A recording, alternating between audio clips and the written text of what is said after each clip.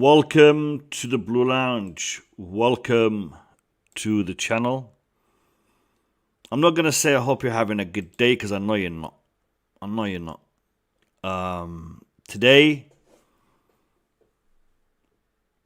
disappointing on many levels. Today has been disappointing on many levels.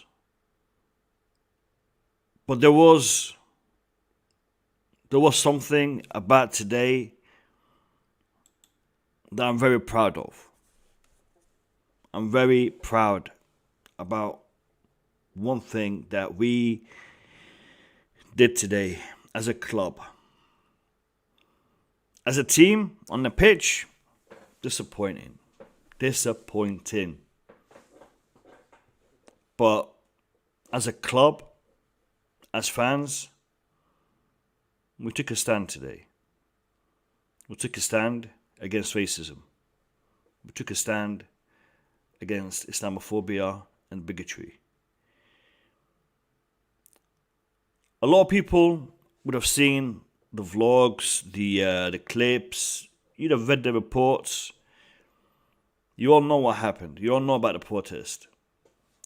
And it's been reflected positively in certain articles, negatively in others.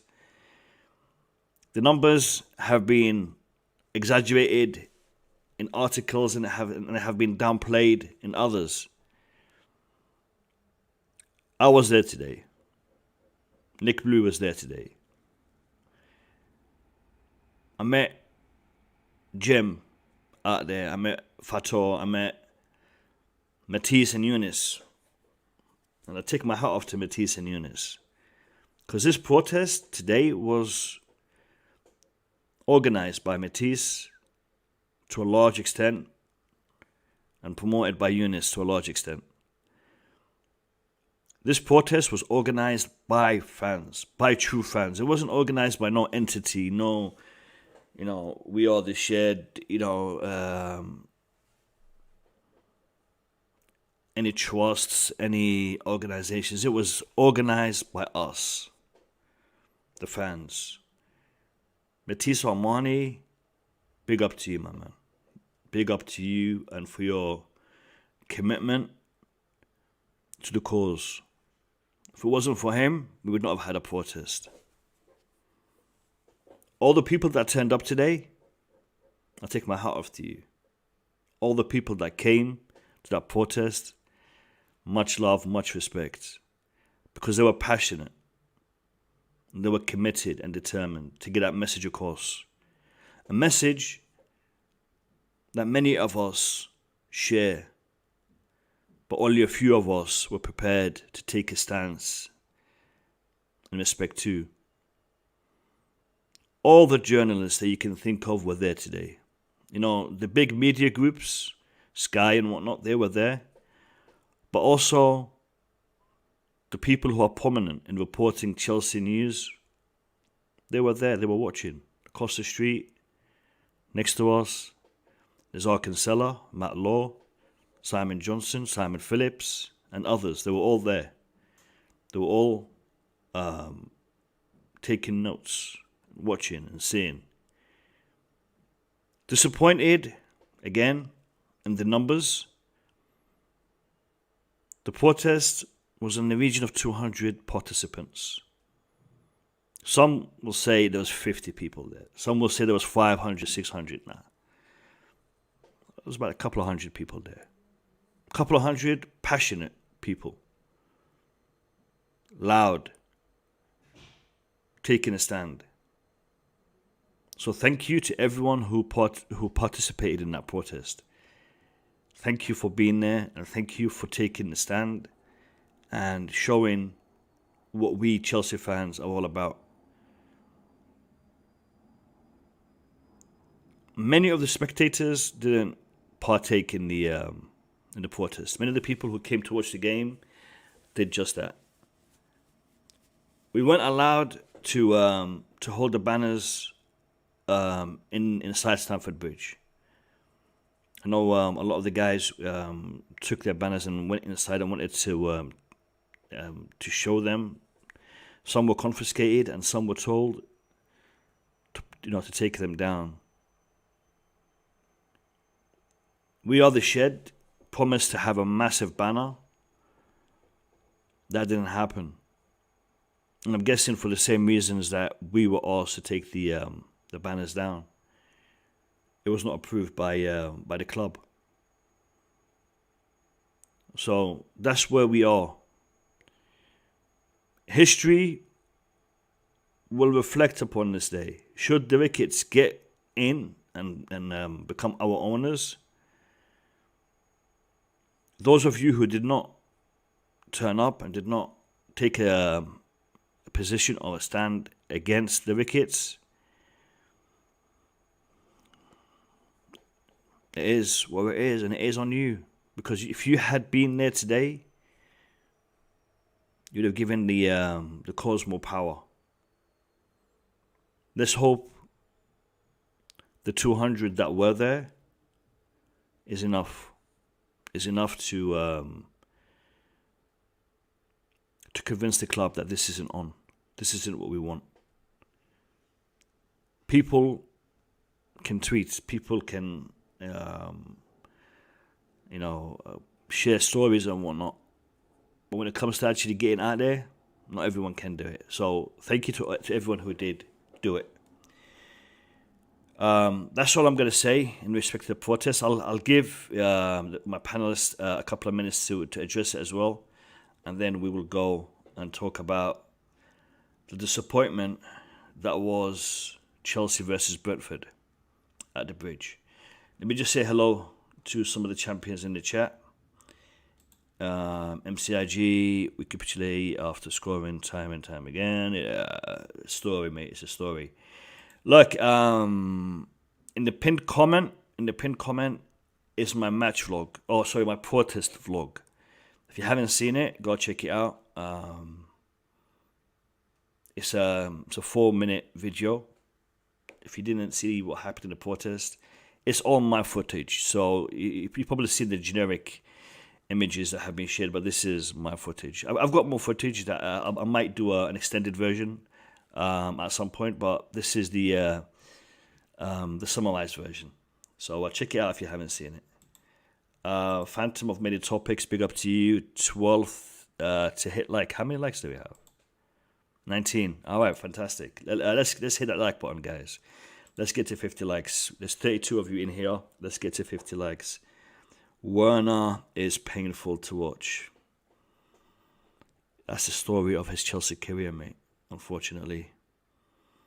What happened in that game? We'll talk about it. Jeff, we will talk about it, I promise you. Who else is in here? Elijah. Repeat itself. Yeah, history repeats itself. Alright. Javi. The players are tired. They shouldn't be though, Javi. I mean, international matches maybe, yeah. Alright. Courtney, bless up, my man. Big up to you, Courtney. John Arnold, we shouldn't have started Silver today. Yeah, well, we did, unfortunately. The defense was shocking. Big up Mo and the panel. Bad result, we move on. We do move on. Governor, pleasure to see you in the chat. Who else is in here? Have I missed anybody out? Gabriel. What's Gabriel saying? Stop the War, Coalition 2003. Some say 1 million marched. Yeah, Gabriel, man. You're deep. You're going deep. Alright, big up to you. Who else is in here? Alu. Hello, Mo. Alu, big up to you. Alright. Max Burton, how are you? How you doing? Yeah, big up Mo, big up the rest of the channel, Chris, Nick, Eric, Bobby, and everyone in the chat. Big up, hope you guys are well. Yeah, I was there in spirit, not in person. As you know, today's my Sabbath. That's why I couldn't come with you guys to be part of that to be part of that demonstration. But yeah, And you got to realise as well, some of the other people who couldn't come, those who were quite vocal on social media, it's probably some of them live abroad as well. Because I Yeah, see of course. Elijah Yeah, in there, and there are a lot of yeah. the vocal people are people who live abroad. Mm. And what I was seeing, I kind of thought it wouldn't be that big of numbers coming to show, because from what I've been seeing on social media, there's quite a lot of those who are not nonplussed about it, who are not, some of the long, the guys who've been going for ages, apart from Nick and some others who are passionate. There are some who just don't care really. And you got to remember, some of our fan base had those deep-rooted racist views anyway. It's probably more suppressed now. It's not that it's gone away, it's just that it's kept more undercover now. So some of them maybe in void, just saying things that they want people to hear, but the proof is in the pudding at the end of the day, isn't it? So there are people there the people who just care about the money. I've seen some on the flip side who are just worried about, okay, they're the most, they've got the most money, so I won't mind them in, regardless of their views. But for me, as I said, money. I'm not going to be sold just because they're the biggest, they've got the deepest pockets. For me, it's all about the values of the club, which are more important for us. And even 200 making a noise and having a voice, that could be enough. Because I was looking at some tweets earlier where the government are now worried about the fans not backing this bid. So there's talk about them rethinking whether they are going to be one of the chosen, the chosen one, because of the Yeah, fans' reactions to it all. So yeah, yeah. we'll see. I mean, one thing I will say is the security cordon around us, and Nick will confirm this, was very strict. They were very fussy. They were very antagonizing. You can't say this word. You can't use that word. You can't use that language. Please move here. Please stand there. Even though we're all standing on the footpath, they were like trying to dictate too much. And I think a lot of the fans that were walking by who wanted to probably to partake in this, they saw this and they're thinking, this is a little bit edgy. If I go in here, I might end up, getting involved in something, and I might not be able to see the match and da. So a lot of people, stood on the other side of the road, avoided, congregating with us in the protest. And I think, had it been a little bit more better coordinated, not better coordinated, but let's say a more favorable approach by the stewards and the police, you'd see more people, partake. But obviously, the stewards they've been instructed by the club to to do certain things, and the police are out there protecting the club. Again, they would have been influenced by what the club would have asked them to do in respect to they can congregate here. Don't let them do this. Don't let them do that. But if we had more numbers, we'd have been able to dictate the situation a little bit better. And unfortunately, we couldn't build the numbers. Yeah, But like you said, Max, 200. I think our message was heard. Our message was definitely heard, and the fans, the regular match going fans, no one had anything negative to say about the protests. People were walking past cheering us. People were walking past, clapping, supporting. I didn't see anyone walking past us and show any disrespect or any dissent in respect to the message. Everyone was supporting it. Maybe it's if we had more time to organize this, and if we had more backing from the shed and the supporters trust, it might have been a little bit more potent in the message. Bruce, Um, but probably wouldn't have wanted yeah. because he was He was a target as he was well. there. So he Yeah. wanted really.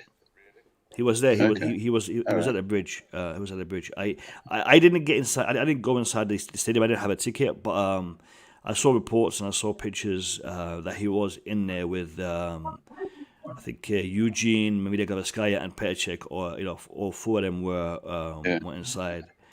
So Yeah, some other yeah. worrying news though that's just broken is that Mm.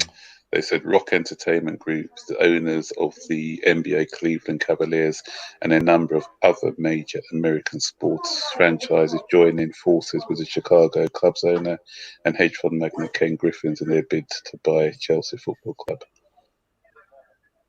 So that just broke about 7 minutes ago from that Mark Kilman, who's been sort of reporting a lot on this story. Mm. Yeah. Yep. We'll Mm, see. We'll see how that develops. let's We'll see see what how that happens. develops. Chris, welcome to the stream. How are you? Frustrated, annoyed, and all round disappointed. But that's life. You've got to get on with it. First of all, big up to you, Mo. Big up to Nick. Big up to everybody who's listening. That went and got your voices heard. Yeah, the protest was well. It was good to see fans turn up. Disappointed to a certain extent, but then again, I said I was going to go, and I had last minute plans, so I'm not going to speak too much on that because I said I was going to go, and I never turned up because, as you know, work work got involved. So yeah, overall, yeah, big up to everybody that got involved, and the performance today was absolutely shambolic. Defending and just all round performance against Brentford, who we should be Yeah, beating. we'll adjust the game Yeah, in due course. We'll adjust the game in due course. Yeah, no. I know a lot of people would have loved to have come. I've got messages sent to me by a lot of people who thanked me for being there, and telling me how had they lived closer, had they been able to travel, they would have they would have made it. They would have come here.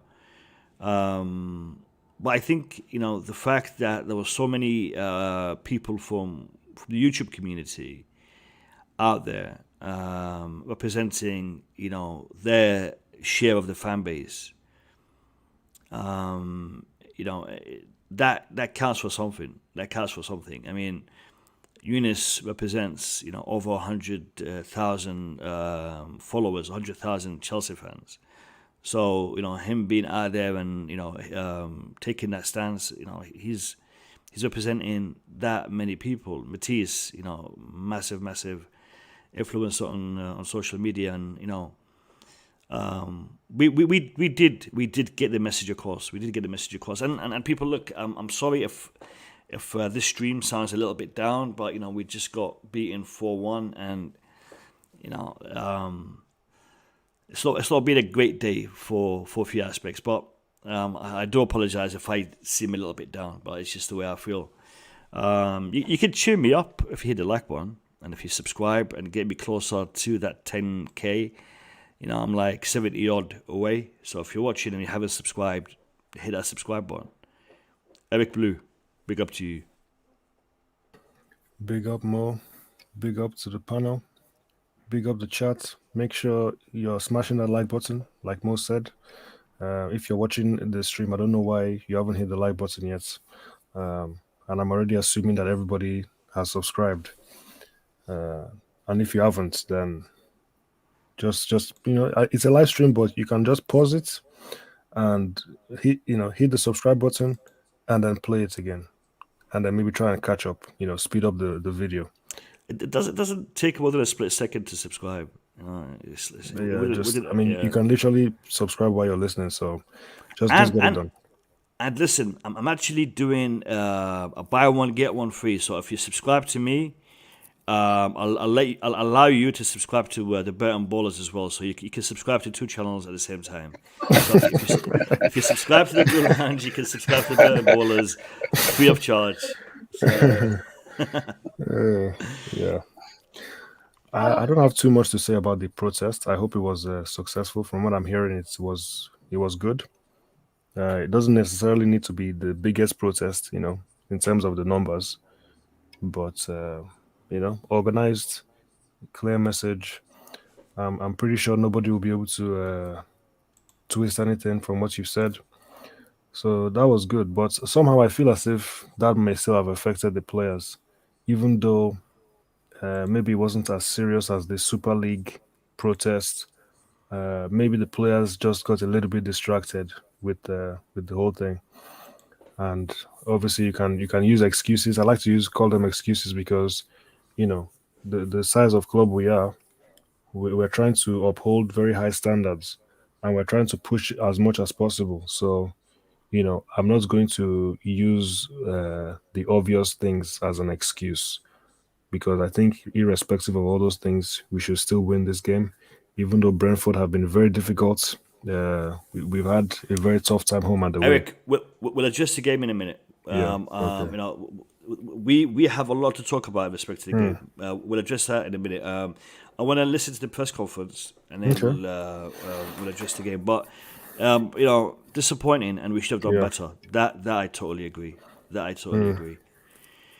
Let me hear from Bobby. I was waiting for him to tap me on the shoulder, but that never happened, man. That never happened. So adds to my disappointments that Bobby never tapped me on my shoulder. Bobby, big up to you. Yeah, big up, guys. Yeah, the time is coming that will happen, Mo. I'm trying to find words for what happened today, and I feel for what happened today. I feel for those that feel it more than others because of their strong Islamic affiliation. But this is just our reality. And I have walked this walk for decades. I've seen lukewarm, sort of passive attitudes to the plight of Black players, Black people. Most people are like, yeah, we don't like racism and things. But if it actually comes to standing up, the the drive isn't there because it's not what we feel. You're not feeling it as much as the people that suffer it. And this was much of the same. I think to have put a protest that would have really rocked the area would have been to address all the issues surrounding what's going on now. I think, and believe me, I could be wrong, but for the finger I've got on the pulse, is the fan base is so stunned, so disorientated, so unsure as to how to react, that those that don't have that sort of strong, because what a lot of the content makers, I think, have failed to understand is that the majority, as I see it, of Chelsea fans are looking at this as some sort of Islamophobic thing, and where people are sort of desensitized to things like that, racist comments on Twitter or emails. My goodness, it happens every day. All this abusive stuff happens every day. We are countlessly having people who were part of that and then apologizing and being accepted. I have somebody I know that is a Nigerian guy who was reminding me of how Sky Sports News used to pillage his people and stigmatize them as all a bunch of con men and and thieves, and it used to really hurt him. So it's all horses for courses. We have an endemic problem that I don't know how we're ever going to really sort out. The only good thing is that we're able to talk about all these divergent things now. Even people like me feel free to talk about it, although a finger could be pointed at me because of who I am. But it's just it's sad, and to add it all, as I said yesterday, the the common denominator in everything that we are suffering as a club right now is the involvement of the government in an already loaded situation against this club. And so everybody's just confused. The fan base don't really know how to express themselves and don't really know how to find that one thing that could ignite all of them into unity of protest. And sadly, that's where we are. I wasn't surprised that it wasn't a massive turnout. I sort of had my finger on the pulse, as I said, and I looked and I thought, there's a pattern here. A lot of the people that were very vocal about this on social media didn't even live in the country. And a lot of the people that did live in the country were of that sort of Islamic background or closely affiliated to it. So some people looked at it as, oh, it is their fight. Dare I say it? And as wrong as that is, it is an impulse and an exposure of where we are. We haven't got there yet, but we pretend we have. And that's very sad. This has exposed so many things, so many things. To me, the game, I didn't even watch the game, to be honest. I didn't care because of what was going on. I cared, but I didn't care. You know, when I saw we're losing, I was like, okay. You know, because there are more endemic things here. And I don't know whether it's going to get worse or if there is hope for it to get better. Yep. Just quickly, Pod. I can see you in the background. I have 5 on, so I'll be rotating at the 1 hour mark, which is in 30 minutes. I'm not gonna exceed the 5 panelists on the stream, so pop back in 30 minutes, and I will rotate you with one of the lads. Look, Bobby. Today, most of the guys that were at that protest were not from an Islamic background. And they all felt passionate about it. But I know what you're saying, and I agree with you. A lot of the people that were speaking out, that do have a big voice in social media, a lot of them are not based in London. There's a big UK community, but a lot of them are not based in London. And with the ticketing situation, with tickets being hard to come by, a lot of people would not just come all the way for a protest. So if they were able to watch the game in the process, I'm sure we'd have seen a few more of them, make it there. But there was a lot of factors. There was a lot of factors that reduced the numbers. But again, like I said, I take my hat off to the people who did turn up, because they made their voices known. They made their position known. They were very passionate. So big up to everyone. I guess what I'm trying to do by what I'm saying is to strip everything back. I agree. I agree with you.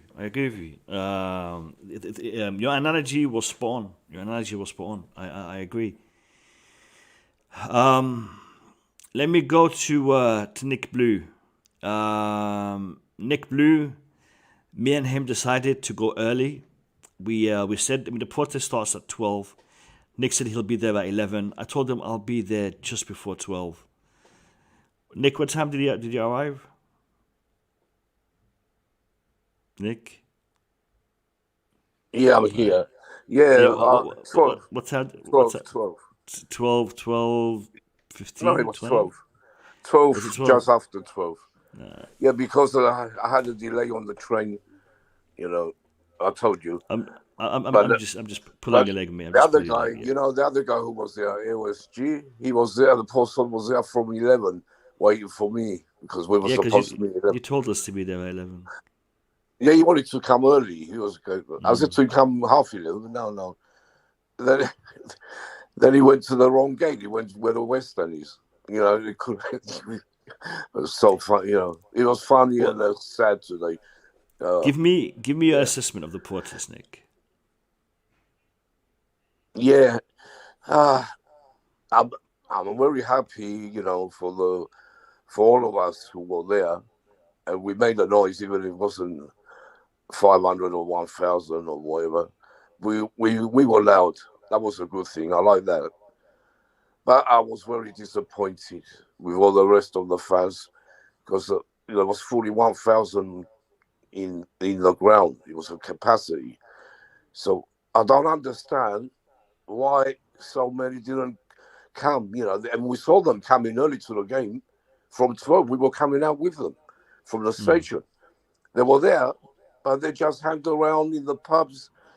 They hanged around, in the sun, and they were just watching us, going past us.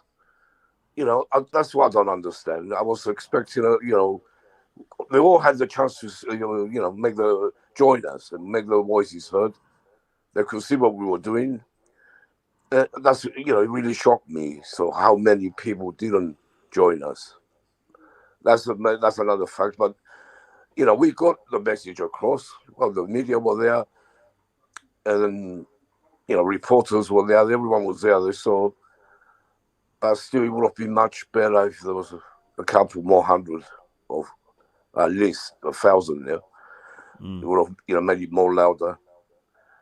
The other thing we didn't manage to do, because we didn't have enough numbers, was to stop the Chelsea coach, and and just get someone to come outside, talk It's, to it's, have a a, it's few a good words. job. It's Two a good words job. would have It's done a good great. job. It's a good job. Yeah. It is stop the coach. I But mean, the players there were wasn't enough distracted. of us The to do players, that. the Could you players were kidnap? distracted. You should have kidnapped play- Werner while you were Yeah, at it. but we didn't. Listen, we didn't the try players anyway. But were distracted as it is. They conceded 4 goals. Had we have stopped the bus, we yeah, could have shipped 8. So good job we didn't stop the bus, mate. yeah, but Robin send 1. No, but I don't understand the players as well for the way they played. Yeah, but we didn't do anything. We cheered them on. They were in the bus. We cheered them all the way down to the to where they get off the coach. So I don't know why they have no excuses today. The players, nothing, no excuses. They Nick, don't. They just Thomas Tuchel did say that one part of the problem was the atmosphere. The the atmosphere atmosphere. was stale, It was and it bad. The transmitted to the atmosphere in the players. ground. I've never experienced a worse atmosphere than today. Even when we played Burnley, there was a better atmosphere. Brentford made the noise. Why was the atmosphere so bad? Why do you think the atmosphere was so bad? I don't know. Everyone around me was quiet. For the shed Why? and lower tier, Why? was I know supposed to why. be singing. Let me hear it, Bobby. Let me hear I it, know Bobby. why. Yeah, Let me go hear on. it, Just as Bobby. I said in the beginning, the fan base is stunned. People don't know what to think or what to feel. A lot of the people that turned up there today were going through the motions, but they're Yeah, still hurting. I hope when Madrid come on Wednesday, we can yeah, find the Chelsea that we are. But we have a hurting fan base, and that's what transmitted today. And it got to the players. Well, yeah. the So protest, sorry, the Bobby. players knew about the protest, and they don't know what to think. They're wondering what's going on. Are they protesting the sanctions? Are they protesting the rickets? Who are the rickets? Most people don't even know who these people are. And it's all so disconcerting. And then you go and you're playing in a stadium and it's stale. No wonder they didn't perform. I mean, it's no excuse, but you can see what's the vicious circle there. It's It sad. was, yeah, Bobby. It wasn't that atmosphere when we all sing. The whole crowd sometimes sings and it gets the team going. We didn't have that today. It was like you said. Everyone was still their mouth. Everyone. I don't know. They think it was going to be the next step. Who's going to be the owner?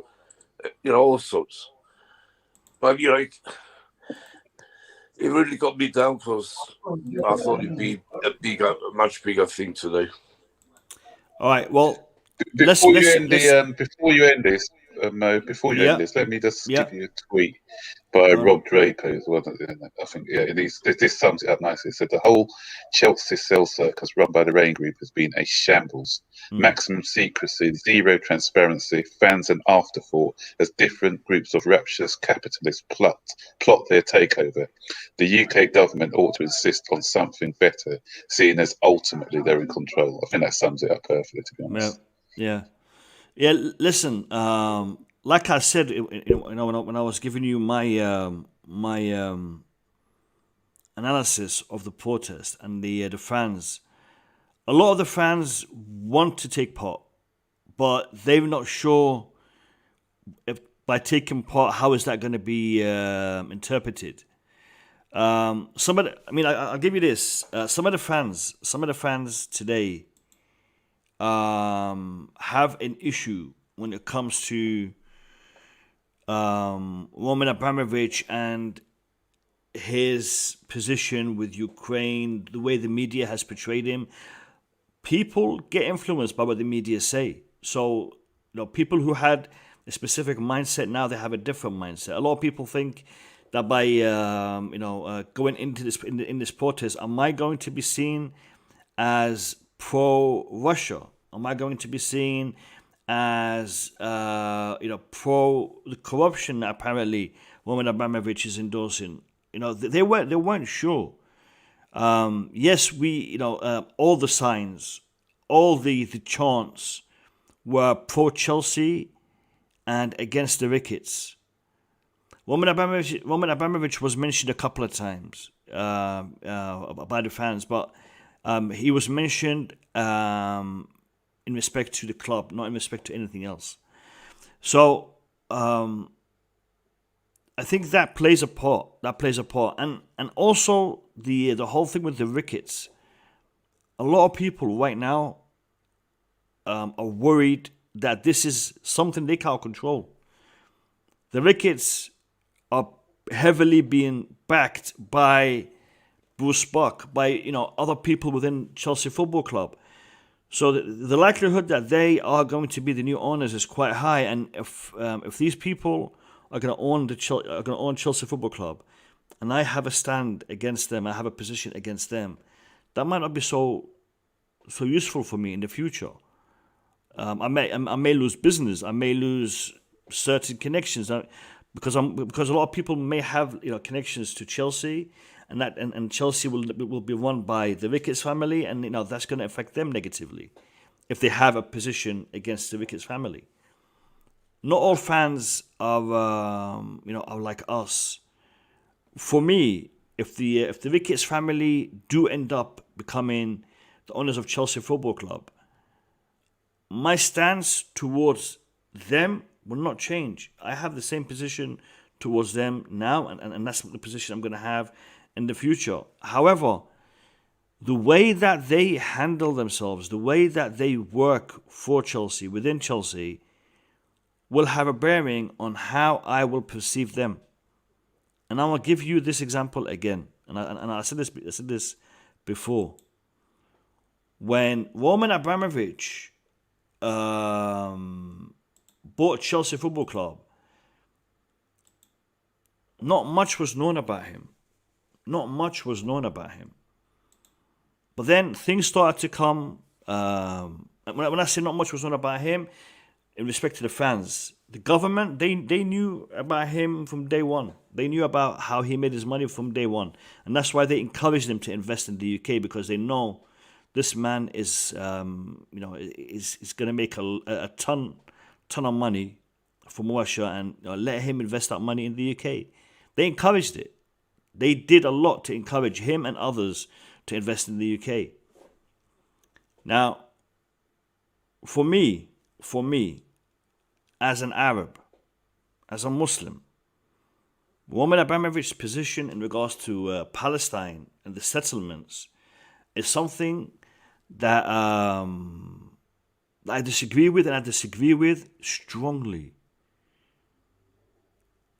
I am offended. I am disgusted by his position in respect to that. When he became the owner of Chelsea Football Club, and the way that he handled the club, I didn't see anything in respect to that being impacted by the club or to the club. The club was one side, and that side of his life was on the other side. I didn't see him be against Muslims. I didn't see him be against Arabs. I didn't see him have that kind of position. I'm actually going to bring him pod further because I have a spot open now. So I didn't see him have a position like that. So Roman Abramovich, even though I disagree with him strongly in respect to the way he handled business in Palestine, I supported and I backed him all the way when it came to him running Chelsea Football Club. because he ran my club in a very, very efficient manner. And he brought a lot of success to my club. Now, am I going to have a similar position with the Ricketts? I don't think so, because the Ricketts, I don't think so I can have that with them as a family, but as a consortium, because the allegations or the statements that were made were not made by the person buying this club, family members. So, am I against it? I'm against it. But could they win me over as a fan if they were to manage the club in a particular manner and do good work for the club, by the club? Well, that's on them. And if they manage to do that,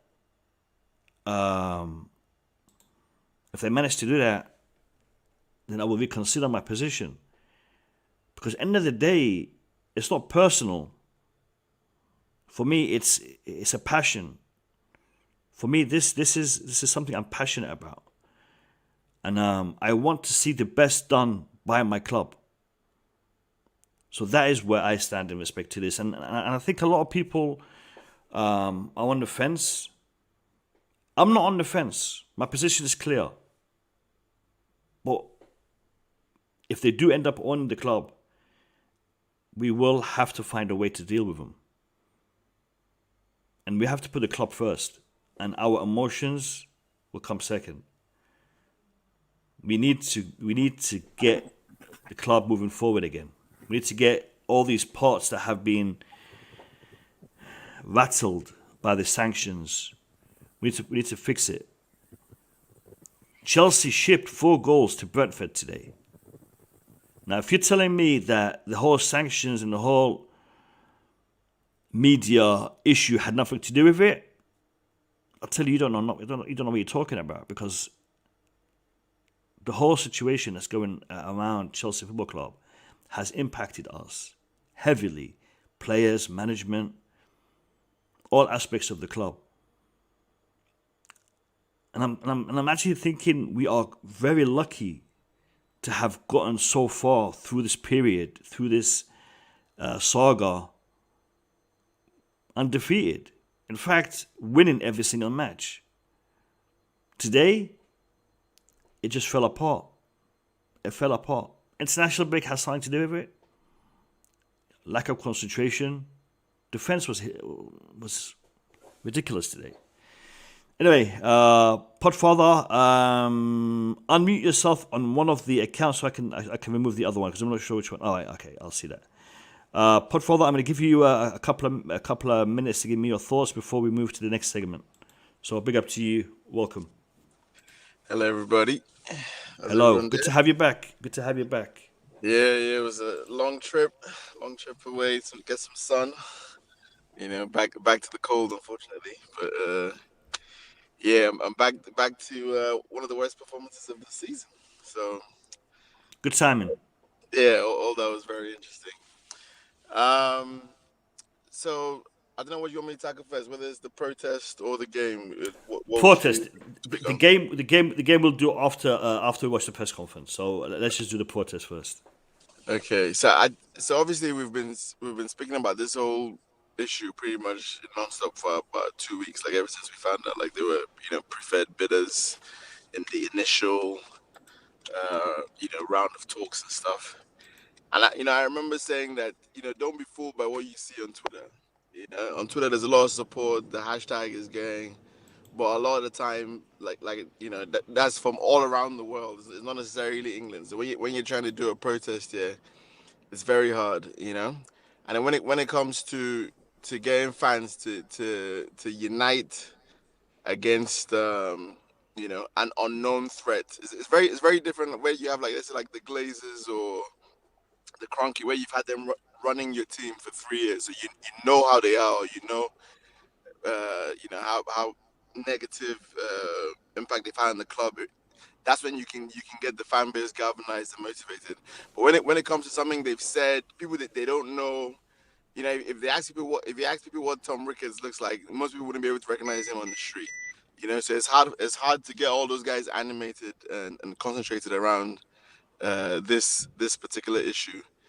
Then you have to remember that the Chelsea fan base is actually wide and varied. You know, we don't. It's not like because think about London is very multicultural. So like, if somewhere like Man City or like Liverpool, you have a lot of local fans that area, Scousers, Mancunians. But it's very different in London because you have people from all over the world supporting Chelsea. You got Africans, you got Middle Easterns, you got the English people, you got the Scottish, you got everybody basically, and they're all gonna have different worldviews on certain things, you know. So unfortunately, it's just you're not gonna get that same unity. You know, I know we saw some of it during the Super League thing, but that was different because it affected the whole of football, and it was an issue that it was a very simple issue that everybody could get around and agree, you know, that they didn't want this, and that was easier, and that had like loads of momentum going on it because it was just everywhere. You just couldn't get away from it, and it was every football club and everybody was protesting against it. So I think an issue like this, it was always going to be hard to get everybody on the same page and everybody motivated and to be in the same area. But I promise you, if they came and they ran the club terribly for a year, you would get 10 times the crowd you got today, just because people are just, it takes that for them to get that hyped up or that involved in the situation, you know, in my estimation. But I was still disappointed with the numbers that turned out today from what you guys have said. You know, I still think that we could have done better than that. Yeah, no, definitely, and I, the fact that it was on a match day, the fact that we had 42,000 Chelsea fans coming to watch the game, you know, 200 is a very small number to attend the protest, but it is what it is. Let's watch the press conference. Let's watch the press conference, and then we can discuss the game, because that's the second significant thing that happened today. Let's see what Tuchel had to say.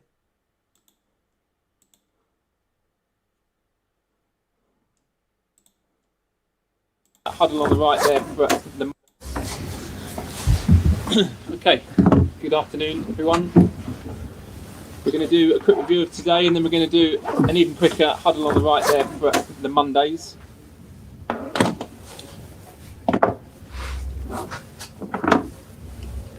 If you'd like a question, please raise your hands. We'll start with Nick Purell, the front in the middle. What's your assessment of that?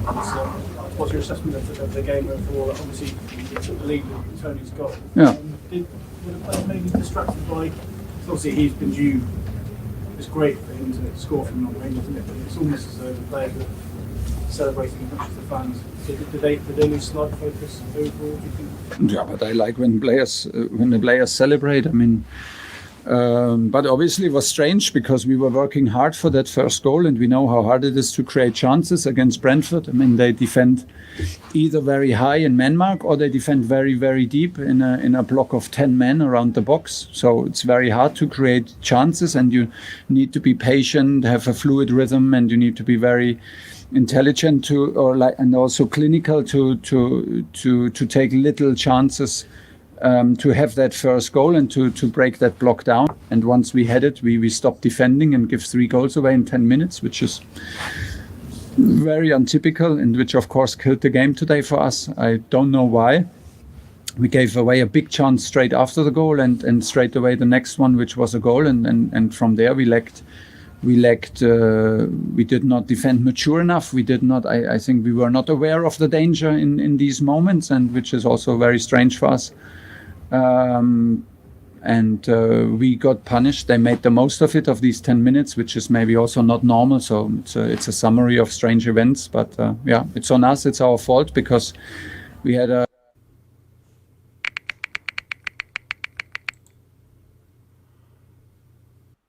Technology has changed over the decades, and that's made music and audio more accessible than ever. It was tough start for us. We felt a bit laggy, which is normal after national break, but after 20-25 minutes we controlled the match. We controlled the rhythm. We got better and better, more and more fluid, created half chances and deliveries. And second half, honestly, I was very happy with the start. And finally, we have the goal, which was normally exactly what we wanted, to open up new spaces and to push the game on our side. But the opposite happened, and I actually don't know why it happened, but it happened. Yeah, okay.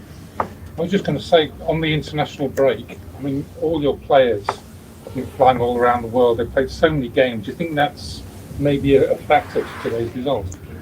Well, you don't need to lose as a consequence, but it's a matter. I mean, I'm aware of it, and I'm aware that my expectations were not too high to this match. How to start? It's difficult to play after a national break. It's a challenge to play as a favorite on top of it. To dictate the match and to break down a well-organized and very physical team. It makes things very, very difficult. But I would agree with you if we conceded the first one and the second one and could never catch up, but we were like in the lead and we were in charge. So I did not see that coming. I felt us better and better. And I felt that we deserved the first goal and got a beautiful goal. And don't know exactly why the next 10 minutes cost us the complete game. At the front then. Hi Thomas, just wanted to talk about Edward Mendy for a second. Obviously, unlike the reverse game, he couldn't really put us in the forward game, so I just feel like he picked him. Actually, I have to watch it again, but I think he can. Very unthankful game for a goalkeeper, but it's also for him. It's a lot of things to process. Also for Edu. That's why he goes. He plays very, very tight matches in the rematch of the final of the African Cup to qualify for Qatar, and then he does it, and it's another penalty shootout, and then you can feel it, but. He is part of the team like everybody else, and unfortunately he could not help us like he helped us in the first match. Matt Law. Thomas, was there an eye on Real Madrid in your team selection, or was it because of? No, absolutely no. We selected the team because we thought it's the best team against Brentford, but not half an eye, not 1% for Real Madrid. And do you think there was anything in the players' heads maybe thinking about? It's such a big game on Wednesday. Can that affect focus? Yeah, but then we would have maybe if we would have lost it then 1-2-3-0 going down and starting too late. But this was not the case. We struggled in the beginning, but I felt us more like I felt us more tired, not physically tired, but mentally tired. Not fresh enough, which is normal. It was suddenly like also yesterday we were like wearing gloves and everything was snowing during training. Today it was very, very warm. And again, it's more difficult for us than for them to play as an underdog and be well prepared for this match. We are also well prepared, but we are well prepared in one half a training session. It is more difficult, but in the context of all this, I'm okay with the first half. And halftime speech was like this, just a reminder, and just keep on going and remind them of where the spaces are and where we want to accelerate and stay patient and take a bit more risk, and it will come with more fluidity, and it did. We started very, very well, so no, because I did not see the distraction there, so why should we be distraction or distracted or think about Real Madrid suddenly when we 1-0 ahead? Maybe a general feeling that now we have it and got punished for it. Okay, we can do two more. Neil Barnett, Harry Pratt, and then we'll do Mondays. No Chalobah in the squad. Was that selection, or was he unavailable? Selection. We had so many. We decided to play in back four. We had already we choose 4 central defenders. And the people who came off, was that just technical? Or was that? Who came off? Player that came off. Yeah, nobody injured. Okay, last question, Harry. Last season, West Brom came here and notched up a similar result. Is this just another bit? Yeah, it seems like it. I mean, like after so many wins and so many good results, I would now refuse to make a drama out of it because why should we? I think that Brentford made a lot of the 10 minutes we gave them. I think like after the third goal, we had a we had a disallowed goal. We had a pressing situation against the goalkeeper. Then we have another big chance from Kai Havertz. We missed all three of them, or they were not a goal. And then there was like a feeling, okay, this is also not our day. And it's like a mixture of everything. But I would not rely on that it's like destiny or it happens or whatever. We will dig in and try to find out why it was like this. There are some reasons which we can put on us and we will find out, analyze, and then we will digest it, because there's no other way. It's hard to take because it's very unusual for us what happened today, and then we will refocus on Monday. Okay, that's it. Thanks, guys. Over here for a quick Mondays. It's Mondays only in the corner. All right.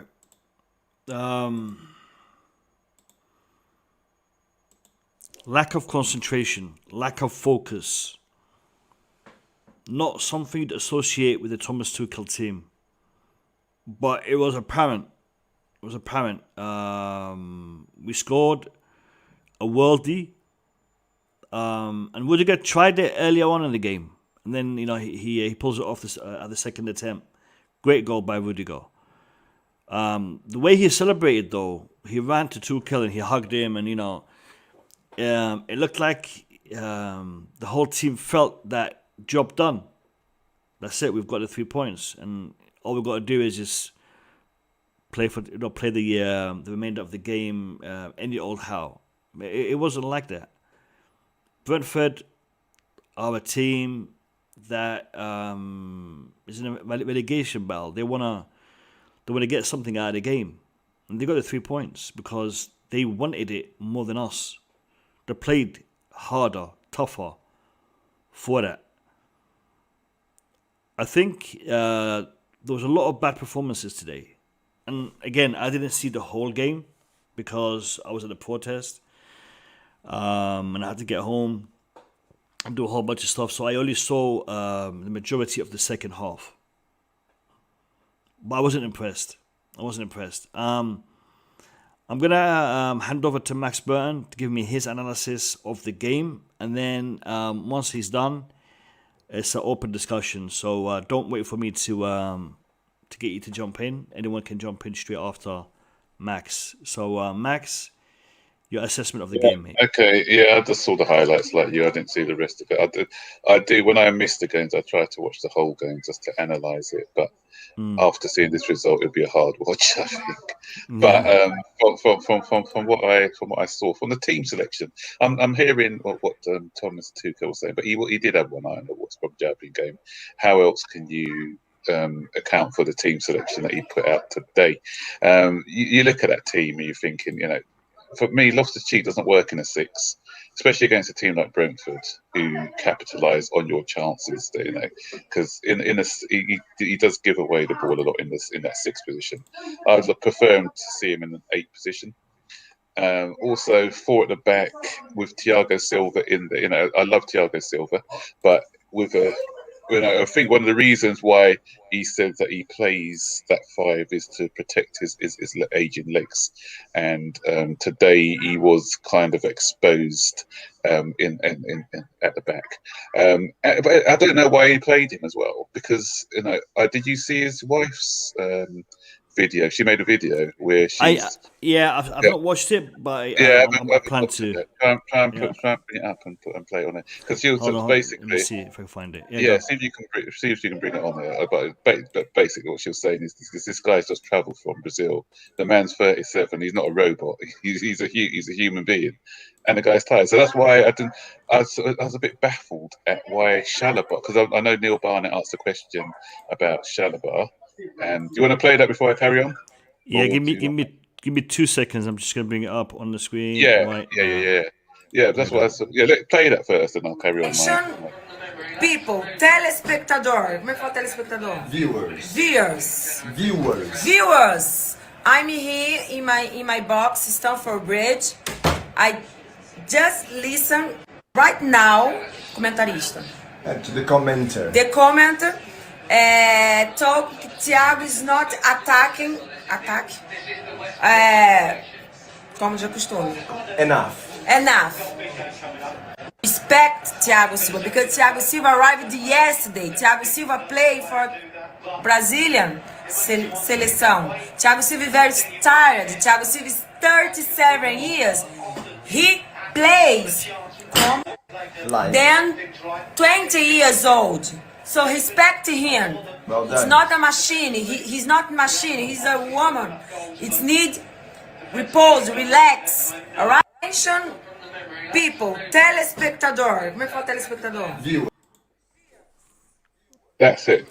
She said it all. You know, so I was surprised actually, because usually when Thiago Silva plays in an international game, he doesn't play the next game because they usually give him a rest. And the fact that he said that, as Neil Barnett asked the question about why was Chalobah not in this, and he said it was a selection thing. I just didn't understand that rationale, because Chalobah usually plays in these games when Silva's gone on international duty. So I'd have had it, and it's not in hindsight. It's not a hindsight thing. It's something that I think we should have had. This, Chalobah with playing alongside Rudiger in the back four, if they wanted the back four, and even Alonso in the back four as well.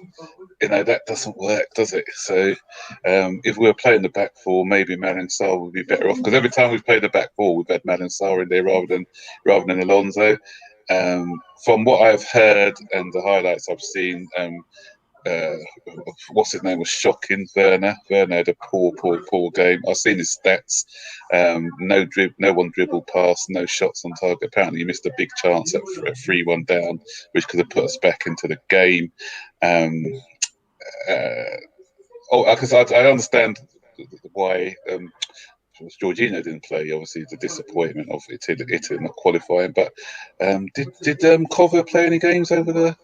Did he play one? Yeah, Croatia. Played for Croatia. Yeah. Did how many games did they play though? Two games, I think. Two. Oh right, okay. So probably that's why, because he felt that Loftus-Cheeks had the legs. That's why he played him. But as I said, Brentford are one of those teams. You know, you give them that chance. Because I remember when we played them at their ground, if it hadn't been for the saves of Mendy, then yeah. So it's a bit funny how football sort of the merry goes round, because he kept us in the game. Today, I thought he was at fault for a couple of goals, especially the third goal. I think we just went down too easily and made it too easy for the player. And one thing what's startling is that we haven't got a player. You know, they've got. Plaudits to Christian Eriksen. Eriksen, obviously, from what he's been through, but he's still a class player. You know, he's showed us what a class midfielder is all about. You know, and we haven't got anyone of his creativity in the middle and vision. Our midfielders have different qualities, but we haven't got anyone that with his vision in our team. So we need to get someone that's I don't care whoever the new owners are, we just need to upgrade that midfield with somebody who's going to give us that extra bit of quality and class in the middle of the park.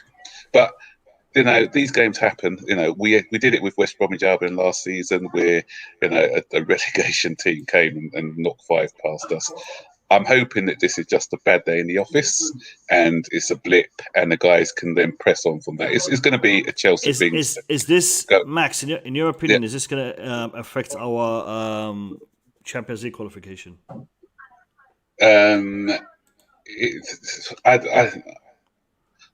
I think we still qualify for you. You know, we ain't going to see this personnel again. It's the personnel more. You know, look at the side.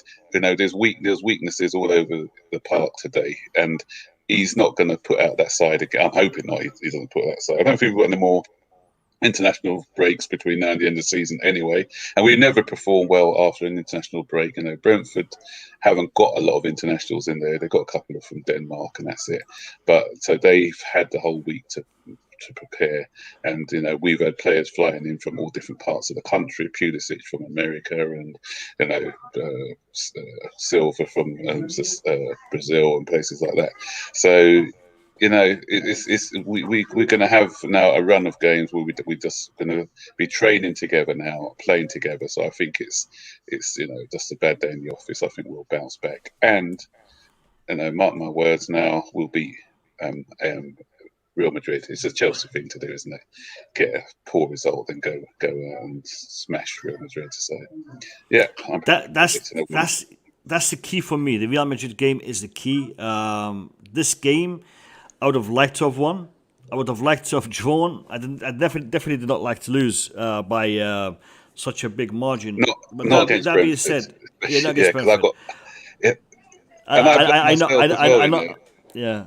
No, But the right, thing because is, I work with a Brentford supporter. I know. I and was going to say that. He's the biggest wind-up merchant you'll ever see. So Yeah. I've had text messages flying in from him all over. And the West Bromwich Albion last year, my neighbour's a West Bromwich Albion supporter. So for two underdogs to beat us, the worst two have to be Brentford and West Bromwich Albion. Yeah. Big up Gov, by the way, in the chat. I just want to say big up to Gov. Yeah. Yeah, OG. Gov is an OG. Listen, before I go to Podfather, people, like, we are so close. We are so close to the 10,000 subscriber milestone. We are literally 70 subscribers away. 70 subscribers away from hitting 10,000. So, you can make it happen today. You can make it happen today. If everyone in the stream who is not a subscriber clicks subscribe right now, we could get to 10,000 subscribers. I've been doing this YouTube thing for 2 years and 2 months. 2 years and 2 months. So if I can hit 10,000 subscribers after doing this for 26 months, that would be an achievement. That would be a mad achievement. And you guys can make it happen. So as a Chelsea fan, I'm asking you to please do me that favor and hit that subscribe button. And let's get to 10,000k. I'd really appreciate that. Pod, apologies for interrupting you, mate. No problem. I was gonna say that maybe we should offer one of those hats to the 10,000th. Hey, I'm giving merchandise, man. I'm giving hats. I'm giving shirts. I'm giving a whole bunch of stuff. Let's get 10k, and I'll do a stream dedicated for giveaways. But I'm saying even though the mega store is closed, I'll find a way. I'll find a way. But I'm saying specifically for the one that's the 10,000th one. Yeah. So if you're lucky enough to be the one that subscribes at that particular number, let Mo know, and he'll sort you out with something. You know what I mean? Yeah. Yeah. But yeah, it's very interesting what Max was saying. The funny thing is, I watched the Brazil international games in midweek. I think they played after England. I think they played on the Wednesday, while England played on Tuesday. I think that was the timetable of things. But Thiago Silva only played one game while he was on the international duty. He only played the first game, and I believe he didn't play in the second game, and I believe he even came back early. I think. Yeah, no, his wife said he travelled back the day before. That's what she said. But I remember Thomas Tuchel in the press conference yesterday saying that he had trained. He came back and he trained. He had a full training session on Friday. So I don't know. Maybe it's conflicting reports. I don't know. But that's why I thought I heard Thomas Tuchel say yesterday in the press conference. But I know he only played one game while he was away. But yeah, I thought I can't even blame Thiago Silva because I thought Rudiger was just as bad as him. To be honest, today I thought both of them were letting guys run off them. I thought Kante didn't have a good game at all. I thought he looked busy, but if you actually looked at his work, it wasn't really doing much. Whether it's either breaking play down or creating anything up front or whatever, it wasn't really one of his best games. And yeah, obviously Loftus-Cheek, that's not his position. He's one of my favorite players, and I love him as an 8. But at the same time, even though that wasn't his position, I don't expect too much from him. I did feel like he was left alone in the midfield a lot. Like every time he had to defend, there's nobody next to him. While I feel like sometimes when the pivot worked best last season, you always had Kovacic next to Jorginho. So they played the 1-2s between themselves. So they were constantly moving in triangles. I didn't see that sort of partnership or link up with him and Kante at all. So whenever he was pressed, he had to turn and run with the ball because there was nobody just to lay it off to and create those triangles and play your way out of trouble. It seems to be just running down into blind alleys and stuff. I thought tactically in the first half, Brentford were very good. Like they completely closed off the middle. That's why we had so many crosses in the game. Like literally, that was the only way we could create to get the ball to Ziyech, and he crossed the ball in. Because Aspilicueta's crossing was completely off today. Alonso's crossing was off today. Primo Ziyech was the only one who delivered any sort of quality balls. And even him at times, his passing was off for me. I think he needs way too many crosses to get too right. So.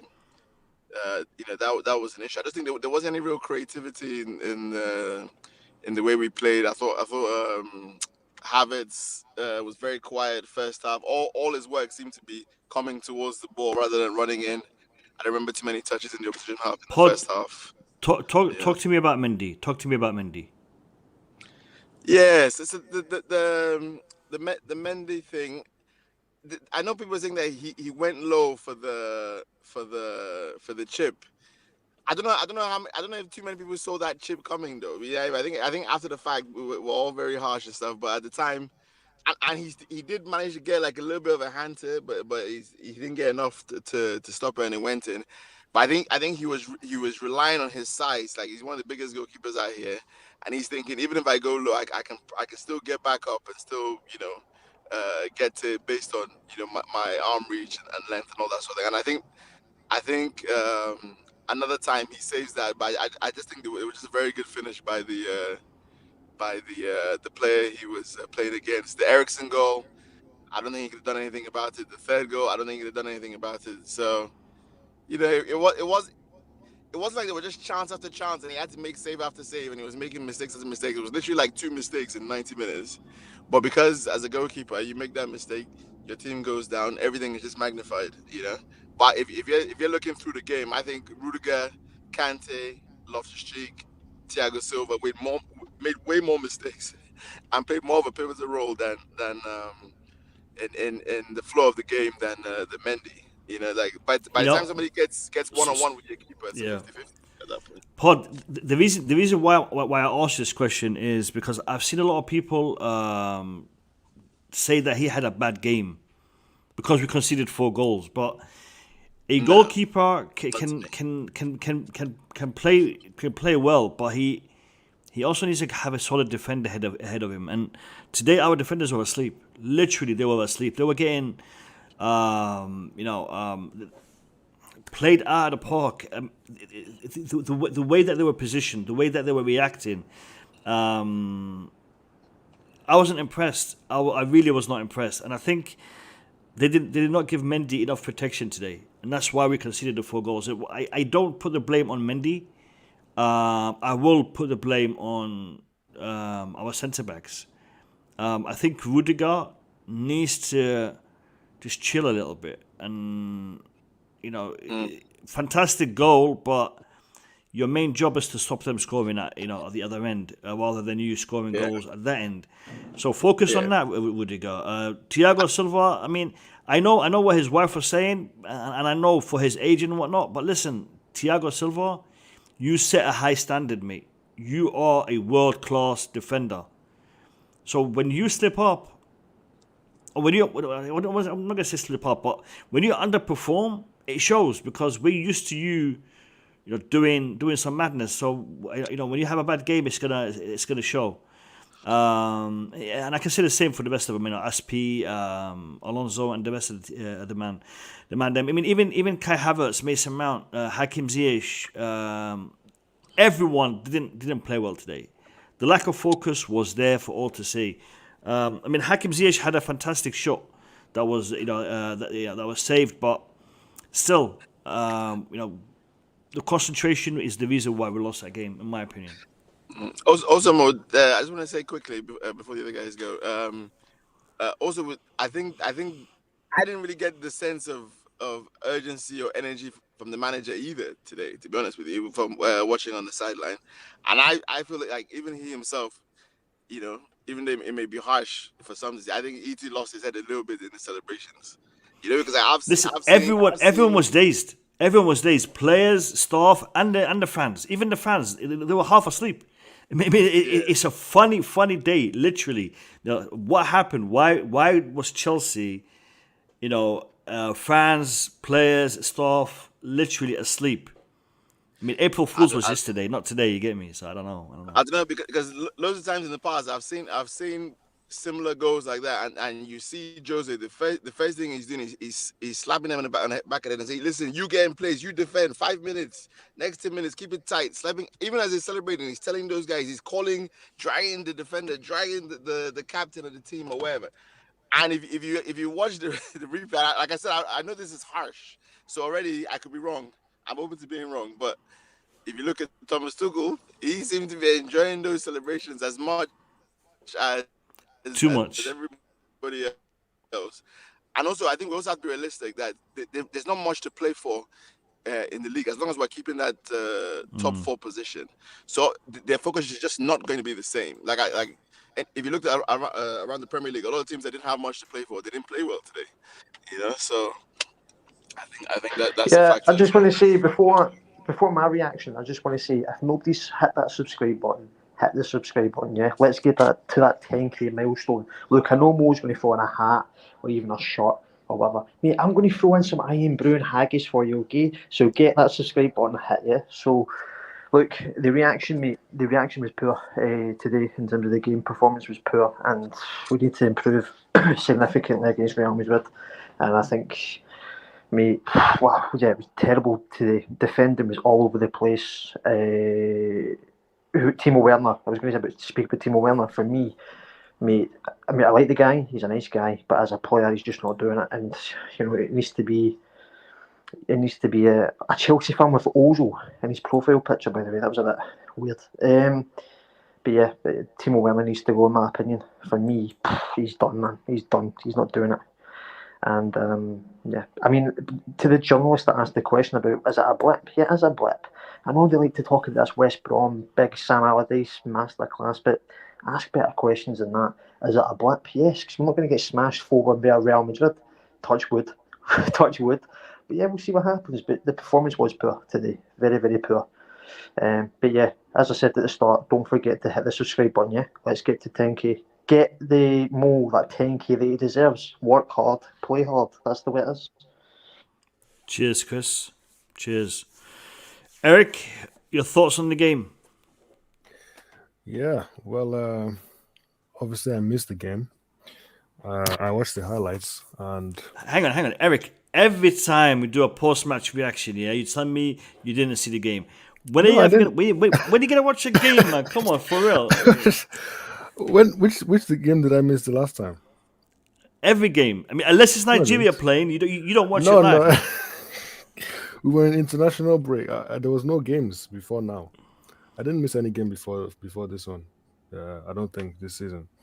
But I did miss the game. But I'm happy I missed the game, because obviously, what happened happened.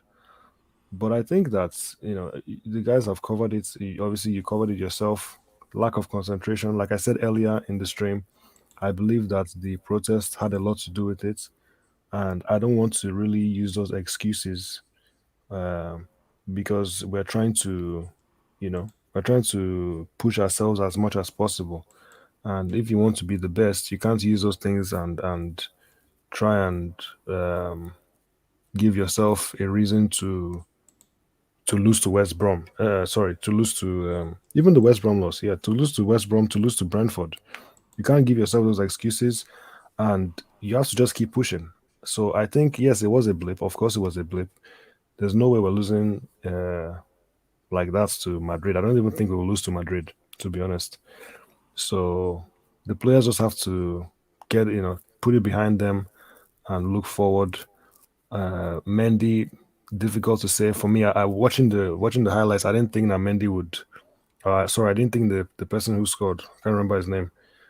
I didn't think he would chip the ball. I really didn't, but he did. And Mendy got a hand to it, but it still went in. It is what it is. I don't think he was at fault for any of the goals. I think the defending was very bad, very, very bad. Like the players didn't know what they were supposed to be doing. It was just all over the place. But it is what it is. We have to just put it behind us, move on. don't have too much else to say. Obviously, I missed the game, so I couldn't really give you any specific details. The Werner thing, everybody knows, what I think about that. But everything with regards to players coming in, players leaving, it's all in the balance right now. So unfortunately, we haven't had the chance to really talk about it, even though we've been talking about it for most of the season. But yeah, I can't really. I'm not even upset about the game. The thing I'm the most upset about is the fact that I missed that goal from Rudiger. I would have loved to watch that live. Great goal. Or see that. I know it wasn't obviously televised, but it's unfortunate that I missed that part. That was a fantastic goal. Yeah, just have to move on. I'm not worried about top four. I'm just not. Arsenal, I don't care about Arsenal. I don't care about Spurs. Don't care about United. I was thinking, let us close the gap. That was all I was thinking for this season. Close the gap, close the gap. How much closer will we be this season than we were the previous one? How many more points will we have this season? We're on course to do better than we did last season. I don't know how much better. I think we got 67 points last season. So we're just 8 points off that now with 7 games to go. So we should be getting more than 67 points. We just should. But for me, it's about building and improving every season. So let's see. Do you think Tottenham have? This is a question to everyone. Do you guys think Tottenham have a chance to qualify for the Champions League? Yes, because they've got Conte, and for me, if Conte gets his players going, I know Arsenal and Man United, you could argue, well, Man United have the best teams out of Arsenal and Tottenham, so really, realistically, they should be there, but with Conte being a winner and an unbelievable manager, they do have a chance. As for Arsenal, by the way, this is Arsenal's best chance to get top four in a long time, and they've still to play us, Arsenal, as well, so Man United still to play as well, don't they? We've played Man United once this season. Yeah, we'll play Man United. Yeah, guys, have some. Come on, let's be real. We're if we throw away top four now from this position, it's a we disaster. can't be thrown away. No, we can't be thrown away. Look, Tottenham, Arsenal have got some big games. They've got us. They've got a North London derby. They've got Manchester United to play. Tottenham. Who's Tottenham's last few fixtures? Tottenham's I'm sure they still to play Arsenal. They still to play Arsenal. Yeah, they got Arsenal. Yeah, so that's Newcastle's not going to be easy now. I think Arsenal will get top four. I really do. They should. It's the best opportunity. Tottenham are playing Newcastle, Aston Villa, Brighton, Brentford, the Beasts. They're playing Leicester, Liverpool. And then they've got Burnley, Norwich. Norwich lost the last 2 games, so we got to drop 3. We got to lose 3 times. How many points are we above them? 6 points. Yeah, I want to look at Arsenal. Let's look at Arsenal, and then we'll look at our last 7 games. So Arsenal playing Newcastle. Sorry, that's Tottenham. Still looking at Tottenham. Sorry. So Arsenal got Crystal Palace, Brighton, Southampton, Man United, Chelsea, Leeds, West Ham. Yeah. All right. Who do we have? Who do we have as our last few fixtures? We got. They got Tottenham as well, but that game hasn't been. Yeah, that got postponed. I think it's on. Yeah. So we got Southampton next, and then we got Leeds, Crystal Palace. That's a cup game. Leeds, Arsenal, West Ham, Everton, Wolves, Man United, Watford. We've got a quite easy run in, to be fair. Quite an easy run in. So. I don't agree with that. I don't think it's easy. I think Man United is tough. But we can still afford to lose 2 of those and still win. I'm not even sure why we're doing this, to be honest, because there's no way 2 teams will finish. I mean, for Chelsea to miss out on top 4, we need to finish behind 2 teams. 2 of these teams. Tottenham and Arsenal.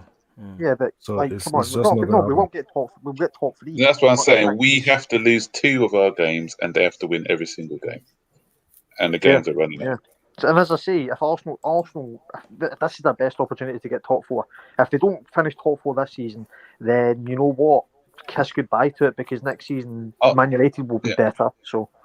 Yeah, Arsenal beat Tottenham. Tottenham already eliminated. Can you Tottenham beat imagine Arsenal, then if Man United do a madness and they finish behind us and Tottenham and Arsenal both don't get into the Champions Man U League? are not doing that. Man U are not. Just bring out their fixtures. Man U are not. Let's have Man a U look. are poor. Let's have a look. Where's Man United? I mean, it doesn't look like they will, but if they do, I wouldn't be too I surprised. think they got Liverpool as well. No, I can't see them doing that. Sorry.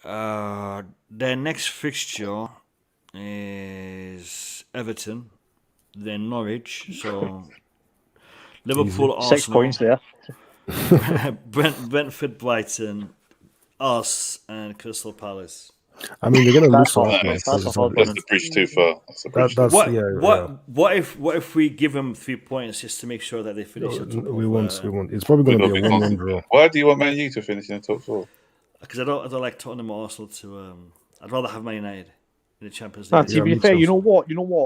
I hate Arsenal, and you know what? I hope Arsenal do get top four. You know why? Because next season they'll get slapped about by the big teams in Europe, and I can't wait. Yeah, I want Arsenal. That's the reason. I want Arsenal. You know what? If Arsenal qualify for the Champions League, they might get relegated. Good.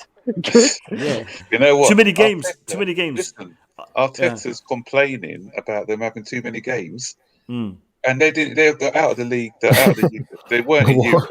And they were out of the but Matt, and he was moaning the other day that this is where he's a hypocrite, because Arsenal getting games called off because of apparently not having enough players. They're loaning out players. Come on, man. Yeah. And if he's moaning about too many games now, can you imagine what it is with Champions League next season? I mean, he'll be having a breakdown. Breakdown. And actually, I know another reason why Chelsea lost today. Thomas Tuchel threw that game on purpose, because if you lose a game and then win the next 4, then you win Manager of the Month. Yeah, no. You know what? Seriously, I don't know how they decided that. I mean, are we? Someone said, are we sanctioned from winning titles and trophies and whatnot now? I mean, what's it all about? Seems like it. Yeah. I mean, literally, if you're going on results, then he's done better. But I know where it is. Because they're a small team and they've won 5 games. It's different when a big team wins all of their games, right? So I guess Arteta, getting this mediocre side to win 5 games in a month is pretty good going for my man, isn't it? So, well, as Tuchel said, I would. To be fair, I would rather see us win major trophies, i.e., Champions League, Premier League, and than an individual award, which just doesn't mean much, does it? Really? Arsenal have won their award. Their Manager of the Month award. Yeah, that's it. Yeah. They'll be they can put it in the trophy cabinet this season. Yeah, when's the parade? I want to see the parade for this one. Yeah, no. Listen, lads, I wanna ask you this, because I'm not gonna be streaming until Tuesday. I think we'll do the preview for. Actually, hold on. Tuesday, there's gonna be fixtures. We'll be doing a preview for Real Madrid game. It might not be live. It might be me uploading a video, because my schedule is going to change for Ramadan. So I still haven't figured out exactly how I'm going to do this, because tomorrow will be the first day that I'm going to be fasting. So I'll have to see how it works out. But we will be having content on this channel. But I want to know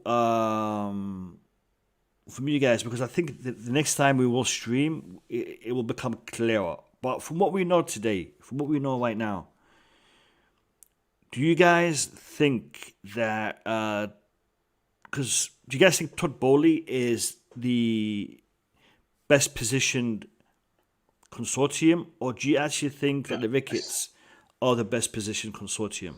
With everything that we heard, with everything that we've seen, and everything that we know, where do you guys stand on all this? It's going to be the Ricketts, I think, from what I'm reading and seeing now. And they've got this other guy who I mentioned earlier, is worth £24 billion, as well as that what's his name, Griffin. So they've got a combined 48 billion. And I think if you bring up what should we call it? What's his name? Matt Law. Just bring up his tweet. He just tweeted a few minutes ago. All right, hold on. I'll find it. And they may not even be the guys running the show because they're still. He's tweeted about 52 minutes ago. All right, I see it. I'm gonna put on. Yeah, just put it on the screen a minute.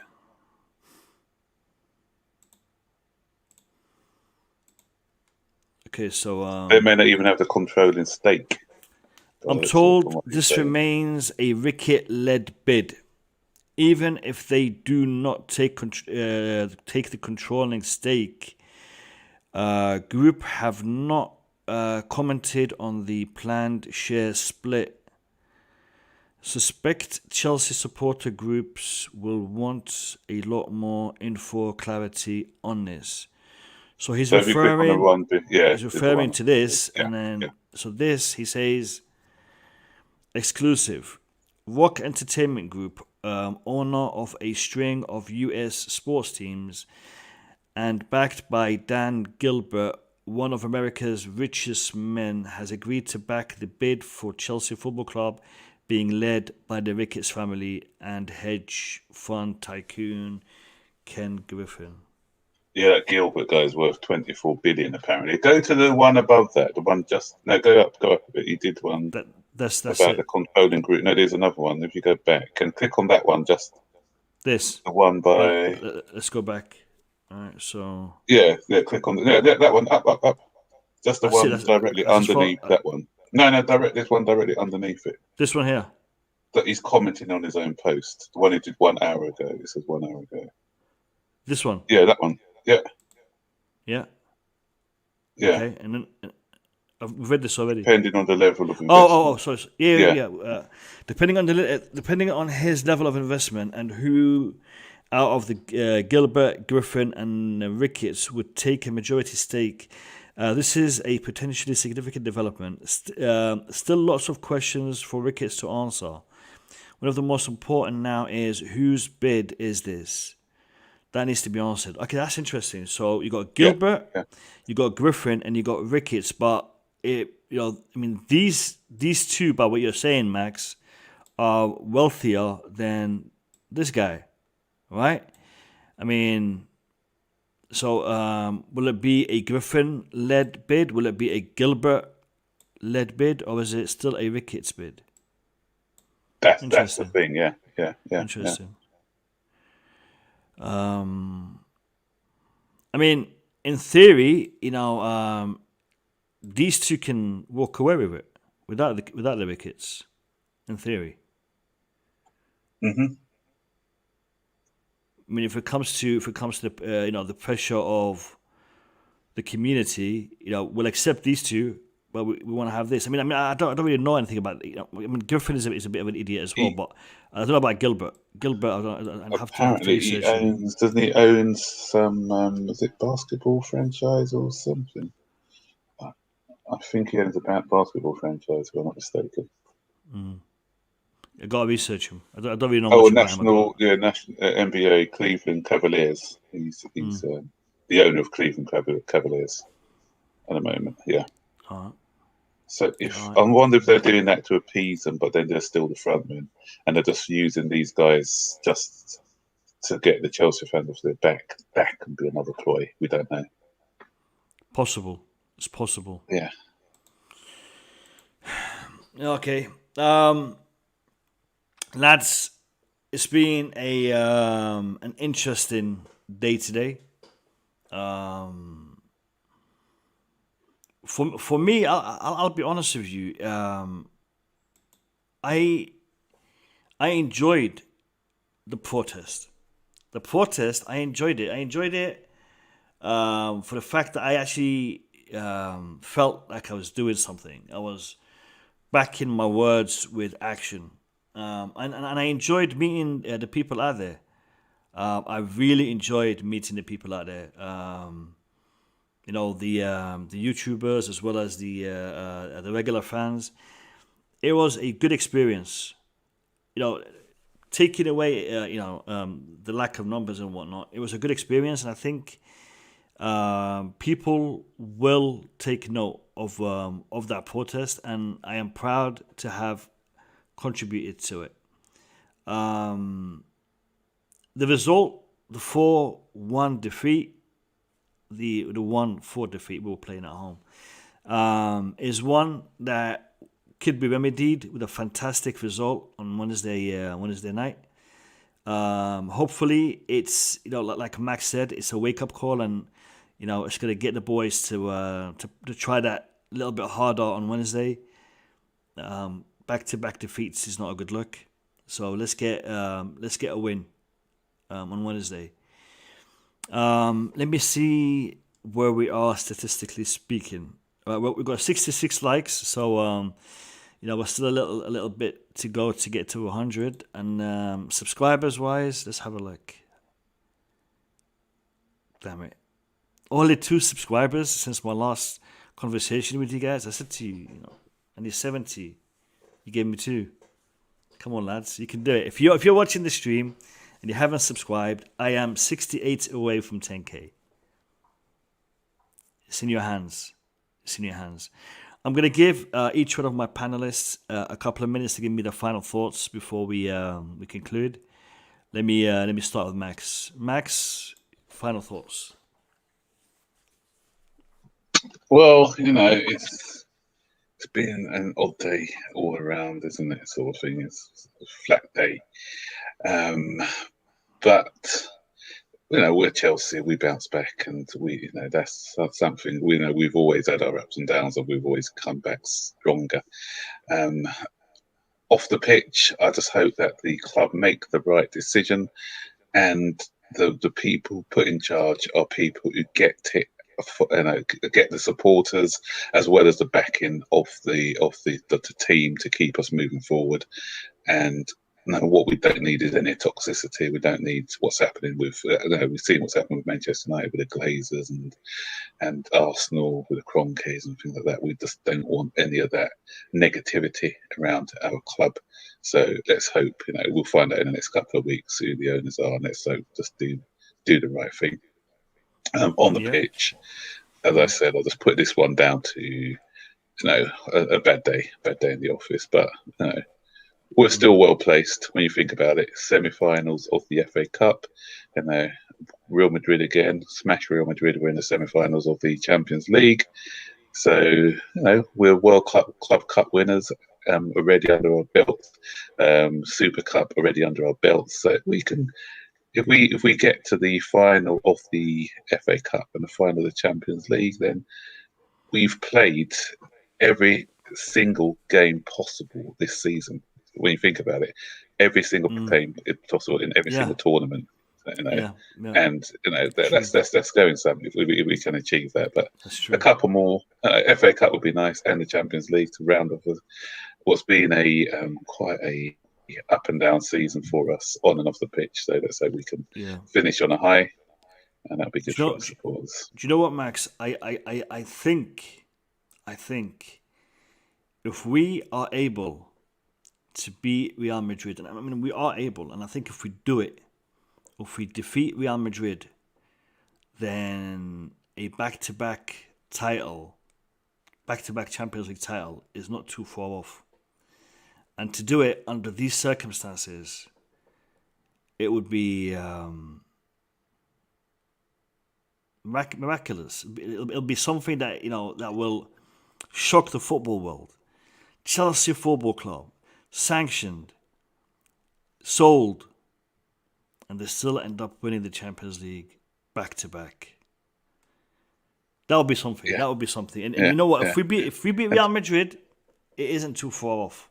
It's not it's not an ambition that is too far off.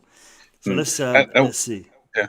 And one thing I like to say as well, because we do have a lot of reactionary fans in our fan base, because we've had this we've had a bad result today, and I'm looking at people saying, oh yeah, this weak mentality type players and this and this and this and this. But what they've been through in the last few weeks and they've won all those games. We can't question these players' mentalities.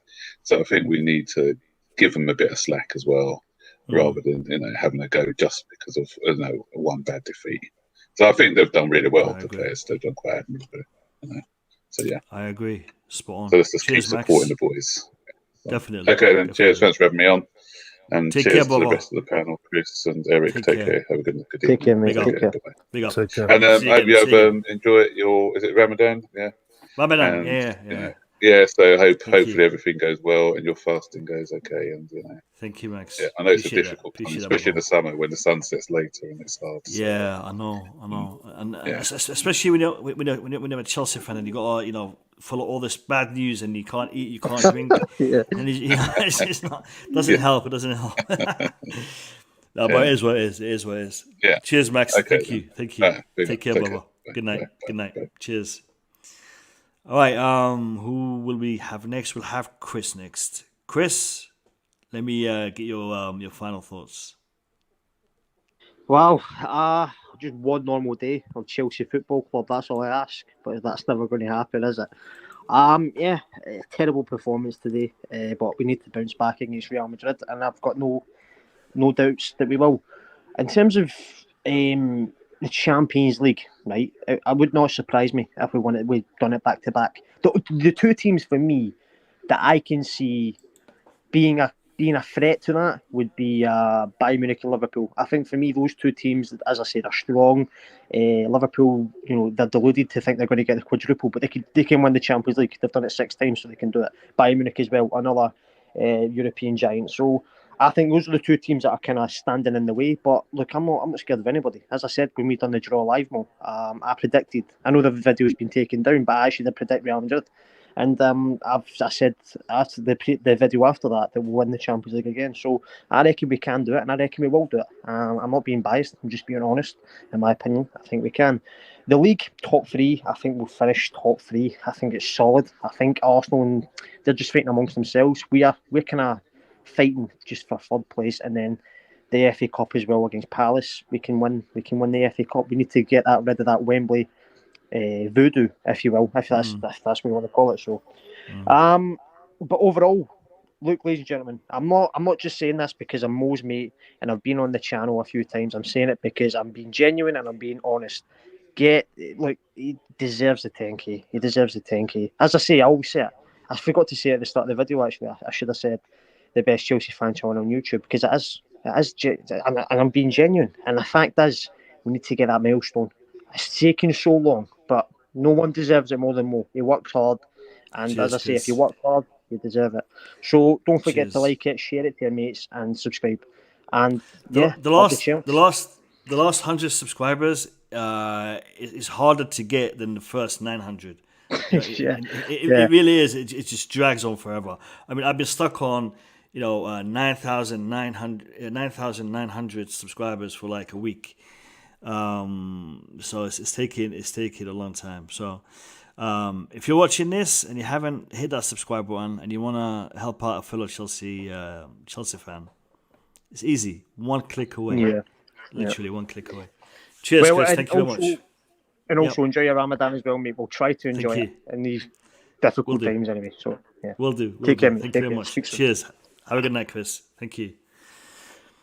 All right, me and Eric, I'm going to do this. Eric Blue, final thoughts, my man. Yes. At first, I was upset that I would miss the match. And then as I looked at the score, I was like, yeah, not so upset. Good job now. I missed it. Yeah. Good job I missed it. Yeah, it was almost comical how, how we just kept conceding. I thought, okay, 3-1 is actually bad, but, at least we can maybe get a second goal, maybe not let it look too bad. At least we can, try and put pressure on Brentford. That was just me speculating because obviously I wasn't watching the game. And then the 4th one goes in and I'm like, what's going on? But yeah, look, I've already moved past it. I can't be too upset about the results. I'm not even thinking about it anymore. We just have to not let whatever made us be this bad happen again. because it's too important for the rest of the season. We still have a lot to play for. Yes, we're not in the title race, but top four. I'm not really thinking about top four because we'll get top four, Champions League and FA Cup. There's still an opportunity to win at least one of those. And let's see what happens. Let's hope the players turn up and do what we know they can do. I'm not going to say too much more than that, but I'm optimistic. I'm optimistic about the rest of the season. I don't have too much more to say. I missed the Rudiger goal. I'm still upset about that. But yeah, other than that, obviously, if you're not subscribed, I don't know what you're doing. Hit the button. Just do it. Just subscribe. You know you want to. Like, share, comment. Just do all those things and help us get to 10K, and obviously help Mo get to 10K because Mo is the one who puts the more effort than anybody else into the channel, and hopefully we get there sooner rather than later, and we can start. What to 100? Exactly. So yeah, and obviously I'm not too sure how to say this, but obviously hope everything goes well with the fasting and and everything. And Thank you. yeah, I'm looking forward to. Obviously, I couldn't be there for the protest, but I'm hoping to see. Obviously, I'm hoping to see more, and I'm hoping to see one or two other people in person. That is something that I want to do. I still haven't been to Stamford Bridge yet, so I'm hoping to go there. I'm not that far away. I live in England, so hopefully at some point that would be a special video or something, and that is something I hope will happen soon. Looking But forward to obviously it. We'll before make it that happen. point, yeah, we will hopefully. But before that point, we'll just keep talking about the games, talking about Chelsea, and we're here. We're here for everything. There's never a dull moment. Chelsea is always it's always interesting. You can't say that it's not interesting. So yeah, let's see what happens in the next game. Yep. I'm looking for a win. I want to beat Real Madrid. Real Madrid have never beaten us yet before, and let's not start now. Let's not start now. Eric Blue, thank you for being here. Thank you for your support. And I will see you in my next stream. Hopefully in the next couple of days. Take care of yourself, my hopefully. brother. Yeah, take care. Peace. Cheers, Eric. Have a good night. Bye bye. Look, everyone, thank you for your kind words, and thank you for your Ramadan blessings. Ramadan is a very important part of the year for Muslims, and it's hard. It's hard work, but at the same time, it's very rewarding. It's very rewarding when you actually accomplish a full month's fast. So to everyone who's taken part, big up to you. And everyone who isn't taking part, I ask you to please keep the people who are taking part in your mind and be understanding. We've got 4 of our players who are fasting. Hakim Ziyech, Tony Rudiger, Malang Sarr, and N'Golo Kante. So big up to them, and hopefully their fast can help them to achieve success and achieve discipline with Chelsea Football Club. And bless up to everyone. Thank you for being here. Thank you for taking part in the stream. We will be live shortly in the next couple of days. I can't tell you exactly when because I need to check out my schedule. So just make sure you turn that bell notification button on. And if you're following me on Twitter or Instagram, I will let you know before I stream, at least a couple of hours before I go live. Take care of yourselves. Have a good night. Up the Tuchel'S. Peace.